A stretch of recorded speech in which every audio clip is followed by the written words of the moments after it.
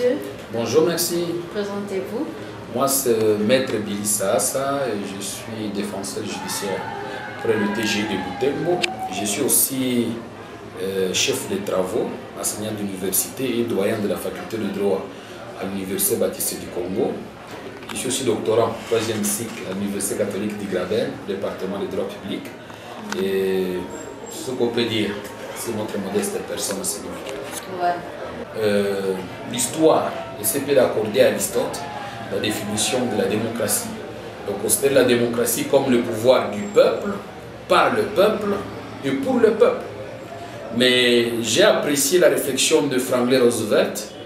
Bon, certains voulaient attribuer ça même à Abraham Lincoln à un certain niveau. Et c'est Franklin Roosevelt qui est venu remettre cette question en cause.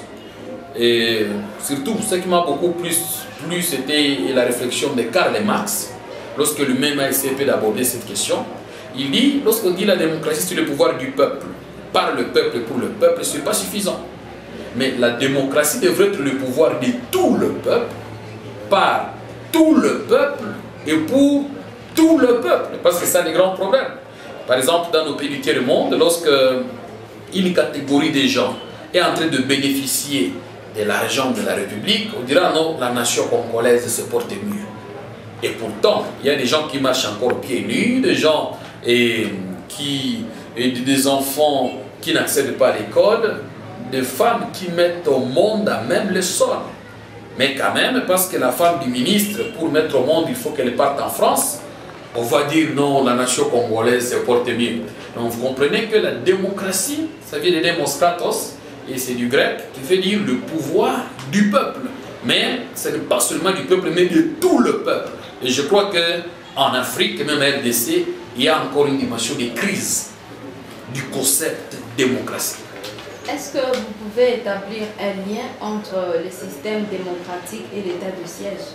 Oui, c'est une très bonne question, parce que d'entrée de jeu, il faut préciser que quand on parle de la démocratie, il y a au moins 13 piliers de la démocratie.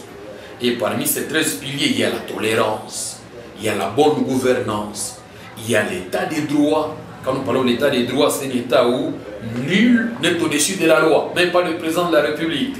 Et donc, vous comprenez qu'avec cette dimension des choses, il y a le devoir de redevabilité de la gestion, il y a l'organisation des élections transparentes, crédibles, et autant de critères, mais faisant un lien avec l'état des sièges. Il faut revenir que l'état des sièges est constitutionnel.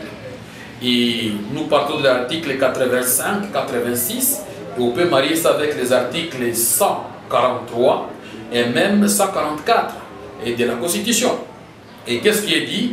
Lorsque le fonctionnement régulier des institutions de la République est menacé, lorsque la souveraineté du pays est menacée, lorsque l'intégrité du territoire national est menacée, vous comprenez que ce sont des situations exceptionnelles, eh bien, on peut décréter où les gouvernements peuvent prendre des mesures exceptionnelles. Et parmi ces mesures exceptionnelles, il y a l'état d'urgence, il y a l'état des sièges, il y a même l'état des guerres.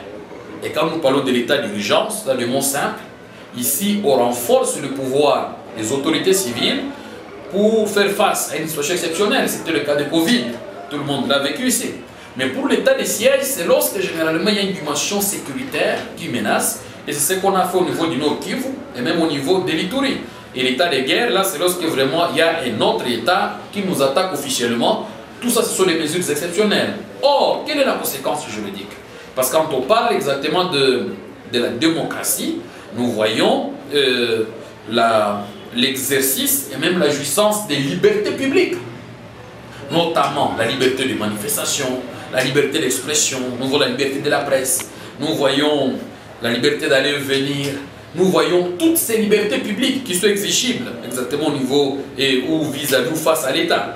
Donc vous comprenez que de ce point de vue-là, lorsqu'on décrète des mesures exceptionnelles comme l'état des sièges, on peut suspendre l'exercice de quelques droits. Et chez nous, en RDC, au niveau de l'article 61 de la Constitution, c'est là où on consacre les noyaux durs, je peux dire, des droits de l'homme, ou je peux dire des libertés qui ne peuvent jamais être touchées. Et le terme de l'article 61, il est prévu en aucun cas, même lorsque l'état de siège ou l'état d'urgence aura été proclamé, il ne peut être dérogé aux droits et principes fondamentaux ci-après. 1. Le droit à la vie. Au décembre, le droit au recours. Il y a même l'interdiction d'emprisonner quelqu'un pour dette. Il y a l'interdiction de torture et de traitement inhumain dégradant. Et surtout le dernier point, c'est ce qui m'intéresse. On ne peut pas toucher à la liberté de religion, à la liberté de pensée et à la liberté de conscience. Or, revenons sur la liberté des pensées. La pensée n'est pensée que lorsqu'elle est exprimée. Donc vous comprenez que la liberté des pensées va de pair avec la liberté d'expression. Et la liberté d'expression l'exprime où? C'est par la liberté, principalement la liberté de la presse. Mais revenons sur nos réalités où, par exemple, avec l'état de siège, nous avons vu certaines autorités militaires, nos excuses, qui voulaient menacer même les journalistes qu'on va fermer quelques médias parce qu'on veut seulement évaluer l'état de siège. Non, ça c'est une violation grave des droits. L'état de siège ne pêche pas contre la démocratie, mais les animateurs de l'état de siège peuvent pécher contre les principes de la démocratie lorsqu'on peut menacer par exemple la liberté de la presse. Lorsque, par exemple, avec l'état de siège, on devrait avoir des contreparties, à terme, je peux dire, des allègements sur le plan de la fiscalité. Mais j'ai écouté l'honorable Mbosso, le président de l'Assemblée nationale, il s'est fait de solliciter qu'on allège les véhicules qu'on a donnés aux députés par rapport à l'aspect fiscalité, alors que nous, ici, on est en train de brûler les véhicules des citoyens, des commerçants, rien n'est fait. Vous comprenez qu'il y a des questions comme ça. Il y a des questions comme ça et je crois que l'état de siège ne pêche pas contre la démocratie. Ce sont des mesures exceptionnelles, mais les animateurs peuvent en exagérer peut-être. Alors, quel conseil pouvez-vous donner à ces animateurs pour qu'il y ait vraiment un lien entre démocratie et l'état de siège? Je pense, comme la liberté des pensées et des consciences sont garanties, je conseillerais aux autorités de renforcer le partenariat, la communication avec la population.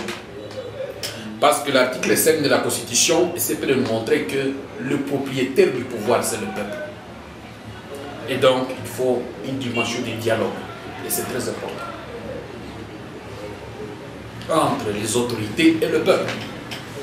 Au-delà de cela, si l'état de siège échoue, on peut s'accrocher à l'article 63, alinéa 1er de la Constitution, qui montre que si l'état de siège échoue, parce qu'on nous a présenté l'état de siège comme une solution ultime à la sécurité. Or, l'article 63, alinéa 1er précise que eh bien, tout Congolais a le devoir et le droit de défendre son pays lorsque nous sommes menacés. Et même un service militaire obligatoire peut être déclaré. On nous forme, conforme la population si l'état de siège est échoué. Parce que pour être honnête, c'est le chaos. Il n'y a rien. Donc, l'état de siège, c'est un échec. Et je m'étonne comment dans l'évaluation au niveau de la présidence de la République, nous avons tout le respect à l'égard de notre président, mais nous nous étonnons comment on a montré au chef de l'État qu'il y a des avancées.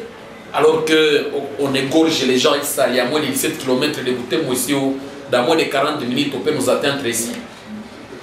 À Beni, Touri, Roumou, partout là-bas, nos excuses. C'est grave. Mais devant ces évidences, on veut mentir au chef de l'État que l'état de siège fait quelque chose. Mais il y a un échec réel de l'état de siège. Et je pense qu'il faut qu'on forme, c'est constitutionnel, c'est l'article 63, qu'on forme la population, même une formation de 6 mois. Que les gens sachent comment manipuler les armes, c'est prévu dans mon texte. Parce qu'à l'état de siège échoué, on veut quoi? On veut qu'on retombe dans l'anarchie? Non. Or, la démocratie signifie aussi l'encadrement de la vie de la nation par les textes. Et c'est déjà prévu dans nos textes. Je crois que ça peut aider à un certain niveau avec que les choses avancent. C'est prévu dans nos textes, mais il y a l'échec de l'état de siège. Et je crois qu'il faut qu'on forme la population. Nous vous remercions. C'est nous qui vous remercions.